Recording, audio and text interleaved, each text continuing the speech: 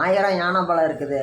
1000 யானை பலம் இருக்குதுன்னு சொல்லுவாங்க இல்லையா? அந்த மாதிரி நிஜமாலுமே இருந்துச்சுன்னு சொல்லப்பட்ட ஒரு நபர் யாருன்னு சொல்லி கேட்டோம்னா பீமன். மகாபாரதத்தில் 5 பேர் அண்ணன் தம்பி பாண்டவர்கள்.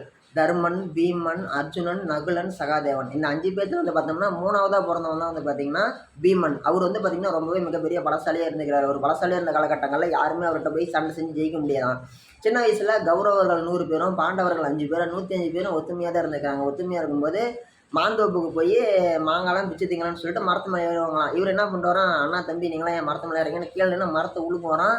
மரத்து மேலே இருக்கிற காய், பூ, பழம், இலை முதற்கொண்டு எல்லாமே கீழே கொட்டோமா, மரமே மொட்டையாக இருக்குமா. அந்த அளவுக்கு ஒரு பலசாலியாக இருந்துருக்கிறாரு. இவரை பார்த்தோன்னே பொறாம பிடிச்ச தர்ம இவங்கெல்லாம் வந்து எப்படி இந்த அளவுக்கு இருக்கிறாங்கன்னு பொறாம பிடிச்ச துரியோதனை என்ன பண்ணுறாரு, இவனை விடக்கூடாதுன்னு சொல்லி இவனை கூப்பிட்டு சாப்பாட்டில் விஷம் வச்சு இவனை சாவடிக்க பார்க்குறாங்க. சாப்பிட்டோன்னே இவன் மயக்கமாயிட்டான். மயக்கமானவொடனே என்ன பண்ணுறாங்க, இவனை தூக்கி ஆற்றுக்குள்ள வீசுகிறாங்க. ஆற்றுக்குள்ளே வீசுனோடனே ஆற்றுல இருக்கக்கூடிய கொடிய விஷமுள்ள நாகங்கள்லாம் இவனை கடிக்குது.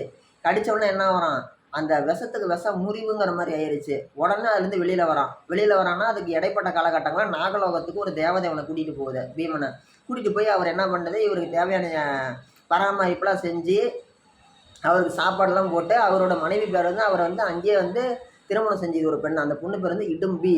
ஓகேங்களா. இந்த சம்பவம்லாம் நடந்தவட்டு வந்து பார்த்திங்கன்னா அவர் நாகலோகத்துலேருந்து வெளியில் வராரு. வெளியில் வந்தவட்டு வந்து பார்த்தோம்னா முன்ன இருந்ததோட பயங்கர பராக்கிரமசாலியாக ரொம்ப பலசாலியாக வராரு.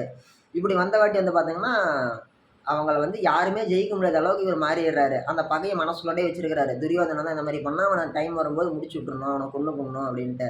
அப்படி இருந்த காலகட்டங்களில் பஞ்சபாண்டவர்கள் அவங்க அம்மாவோட அரக்கு மாளிகையில் இருக்கும்போது துரியோதனை என்ன பண்ணுறான், கூலிக்கு ஆள் வச்சு கொலை பண்ணுறதுக்கோசரம் அந்த அரக்கு மாளிகையை கொளுத்தி விட்டுறான்.